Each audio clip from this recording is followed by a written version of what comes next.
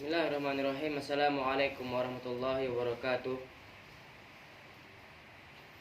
Innal hamdalillah nahmaduhu wa nasta'inuhu wa nastaghfiruhu wa na'udzu billahi min shururi anfusina wa min sayyiati a'malina. Man yahdihillahu fala mudilla lahu wa man yudlil fala hadiyalah. Asyhadu an la ilaha illallah wa asyhadu anna Muhammadan 'abduhu wa rasuluhu la nabiyya ba'da, amma ba'd. Bersyukur kita kepada Allah Subhanahu wa taala yang telah memberikan kita kesehatan jasmani sehingga kita dapat kembali berjumpa pada pagi hari yang cerah ini, alhamdulillah.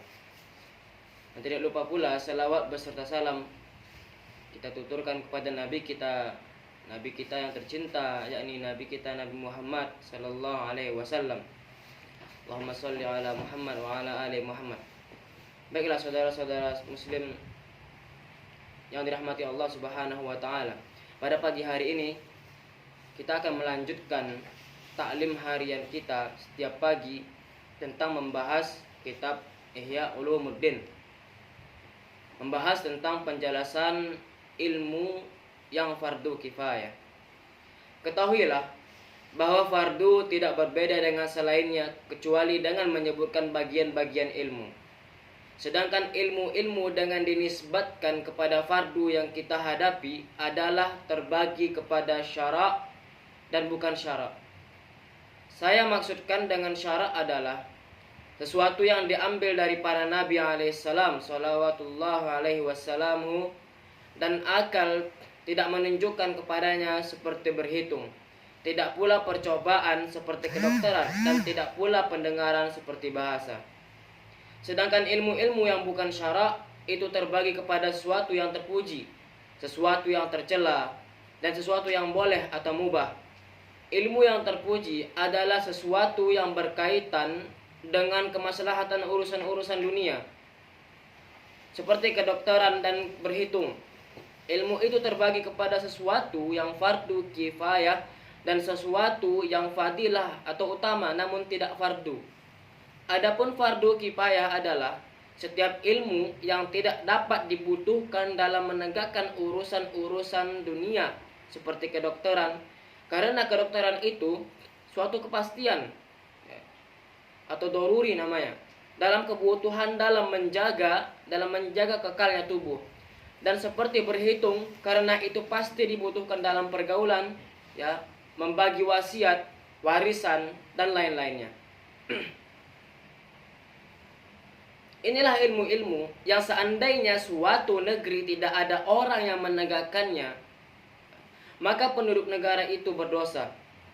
Dan apabila seseorang menegakkannya, maka cukuplah dan gugurlah fardu itu dari orang-orang lain.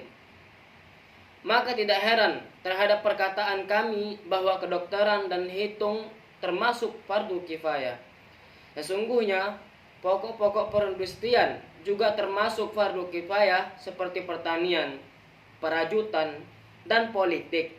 Bahkan pembekaman dan penjahitan, karena seandainya negeri itu kosong dari tukang bekam, maka kebinasaan segera melanda mereka. Dan mereka berdosa karena membiarkan diri mereka untuk hancur. Karena zat yang menurunkan penyakit adalah menurunkan obat, menunjukkan pemakaiannya, dan menyediakan sebab-sebab untuk memperolehnya. Maka tidak boleh membiarkan kehancuran karena melalaikannya. Adapun yang dipandang keutamaannya bukan fardu, maka mendalami mengenai detail-detail hitungan, hakikat-hakikat kedokteran dan lain sebagainya adalah termasuk sesuatu yang dapat tidak dibutuhkan tetapi memberikan faedah, menambah kemampuan yang dibutuhkan. Adapun ilmu yang tercela adalah ilmu sihir, mantra-mantra, membalik pandangan mata dan menutup hakikat sesuatu. Adapun ilmu yang mubah, maka ilmu syair atau puisi yang tidak porno, sejarah-sejarah, berita dan sesuatu yang sejalan dengan itu. Adapun syara' itu adalah yang dimaksud untuk diterangkan. Ilmu-ilmu itu seluruhnya terpuji. Ilmu itu mempunyai pokok-pokok cabang-cabang, pendahuluan-pendahuluan dan penyempurnaan-penyempurnaan. Itu ada 4 macam Itu ada 4 macam, yaitu yang pertama Yang A, pokok-pokok atau usul. Ya, pokok-pokok atau usul itu ada 4, yaitu kitabullah, sunnah rasulnya SAW, ijma umat dan asar sahabat. Ijma itu pokok dari segi bahwa itu menunjuk atas sunnah. Ijma adalah pokok dalam tingkatan ketiga. Demikian juga asar, maka itu juga menunjuk atas sunnah, ya, karena para sahabat itu menyaksikan wahyu dan penurunannya, dan mereka dengan karinah-karinah keadaan dapat mengetahui apa yang gaib.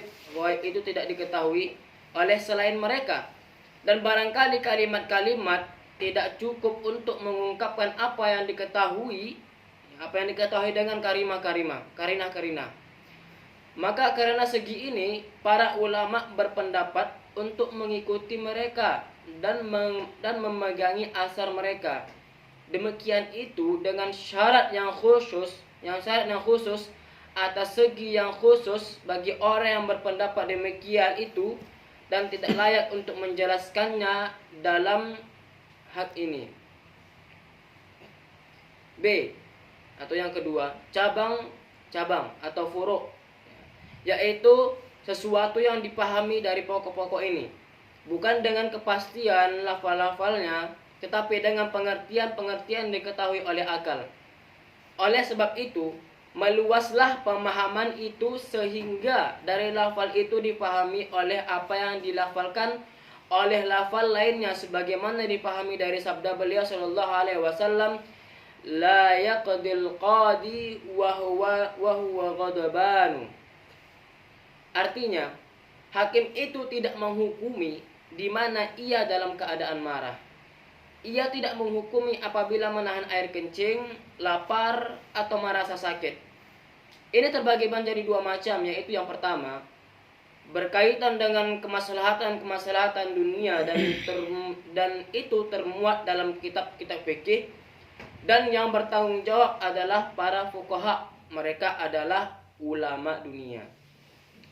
Yang kedua, sesuatu yang berkaitan dengan kemaslahatan akhirat, yaitu ilmu mengenai keadaan hati dan akhlaknya yang terpuji dan tercela, sesuatu yang diridhoi di sisi Allah Ta'ala dan sesuatu yang dibencinya, ya. Dan itulah yang dimuat oleh bagian akhir dari kitab ini, yakni jumlah kitab Ihya Ulumuddin. Daripadanya ilmu yang memancar dari hati yang ke anggota tubuh dalam ibadat dan kebiasaannya, itulah yang dimuat oleh bagian pertama dari kitab ini. Adapun yang ketiga, muqaddimat, pendahuluan, yaitu ilmu-ilmu yang berlaku sebagai alat, ya, seperti ilmu bahasa dan tata bahasa. Karena keduanya itu merupakan alat bagi kitabullah, ya, kitabullah Ta'ala atau Al-Quran dan sunnah Nabi SAW. Bahasa dan tata bahasa itu bukanlah termasuk ke dalam golongan ilmu-ilmu syariat itu sendiri, tetapi mendalami keduanya disebabkan syarak, karena syariat ini datang dengan bahasa Arab, ya. Dan setiap syariat tidak jelas kecuali dengan bahasa, maka menjadilah bahasa itu sebagai alat. Termasuk alat adalah ilmu menulis khat, hanya saja itu tidak diharusi atau dipastikan, karena Rasulullah SAW itu ummi, ya, ummi itu tidak dapat menulis dan tidak membaca tulisan. Seandainya terbayang kemerdekaan hafalan terhadap seluruh apa yang didengar, maka tidak diperlukan tulisan. Tetapi biasanya hal itu pasti lemah. Yang keempat, penyempurna, yaitu mengenai ilmu-ilmu Al-Quran. Itu terbagi kepada sesuatu yang berkaitan dengan lafal, seperti belajar qiraat, ya, baca Al-Quran, dan makhraj huruf, dan kepada sesuatu yang berkaitan dengan makna seperti tafsir, ya, karena bersandarnya juga kepada naki, karena bahasa semata tidak dapat berdiri sendiri. Baiklah, demikian taklim kita saudara-saudara pada pagi hari ini. Mudah-mudahan apa yang disampaikan, apa yang dibaca, ya, bermanfaat bagi kita untuk bekal di akhirat nanti. Akhirul kalam, subhanakallahumma bihamdik, Asyhadu an la ilaha illa anta astaghfiruka wa atubu ilaik. Assalamualaikum warahmatullahi wabarakatuh.